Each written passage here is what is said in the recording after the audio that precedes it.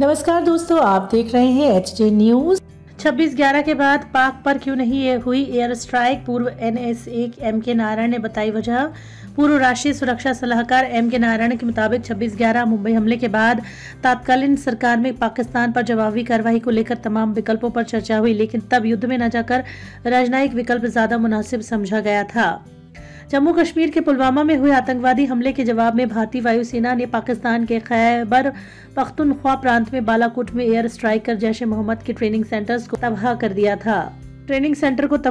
था। वायुसेना की इस कार्यवाही पर स्वयं प्रधानमंत्री नरेंद्र मोदी समेत सत्ता पक्ष के तमाम नेता UPA सरकार द्वारा 26/11 मुंबई हमले के बाद आतंक पर मजबूती से प्रहार करने का निर्णय न ले पाने को कमजोरी के तौर पर प्रचार कर रहे हैं। ऐसे में राष्ट्रीय सुरक्षा सलाहकार MK नारायण का कहना है कि भारत ने इस तरह का निर्णय इसलिए नहीं लिया क्योंकि ये बिल्कुल युद्ध छेड़ने जैसा होता और यह राजनयिक मोर्चे पर भारत की दलील को कमजोर करता है। पुलवामा में 14 फरवरी को हुए आत्मघाती हमले में सुरक्षा बलों के 40 जवान शहीद हो गए थे। इस घटना को जम्मू कश्मीर में पाकिस्तान प्रायोजित आतंकवाद में खूनी इतिहास की सबसे बड़ी घटना बताया जा रहा है।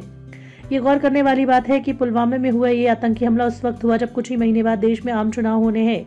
वहीं 26 नवंबर 2008 का मुंबई हमला भी 2009 के लोकसभा चुनाव से कुछ महीने पहले हुआ था। मुंबई हमले के दौरान राष्ट्रीय सुरक्षा सलाहकार रहे MK नारायणन ने एक अंग्रेजी अखबार को बताया कि लोकसभा चुनाव के मुहाने पर खड़ी उस समय की सरकार दुविधा में थी कि पाकिस्तान में लश्कर-ए-तैयबा के आतंकी ठिकानों पर हमला करके युद्ध की स्थिति लाई जाए या फिर विकल्प तलाशे जाए।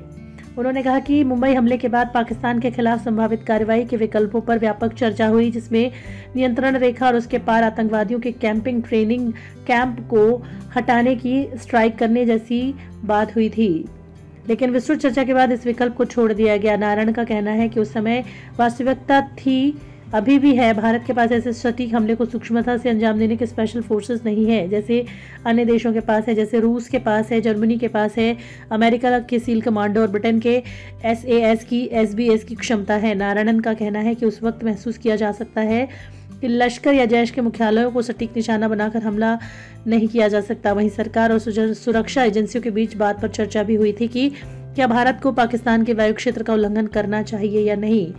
उनका कहना था कि मुंबई हमले के जवाब में सैन्य कार्रवाई करने में विफलता को आज के कुछ हलकों में बुरा भला कहा जा रहा है, लेकिन याद रखने की आवश्यकता है कि भारत के कुछ बेहतरीन वर्ष 2009-2012 की अवधि के थे। फिर उन्होंने कहा कि एक बार कदम उठाने के बाद पीछे नहीं हटा जा सकता, इसलिए भारतीय नेताओं को याद रखना चाहिए कि पिछले आतंकी जवाबों के हमले में भारत का संयम देश को विश्वसनीयता प्रदान करने का महत्वपूर्ण कारक रहा है।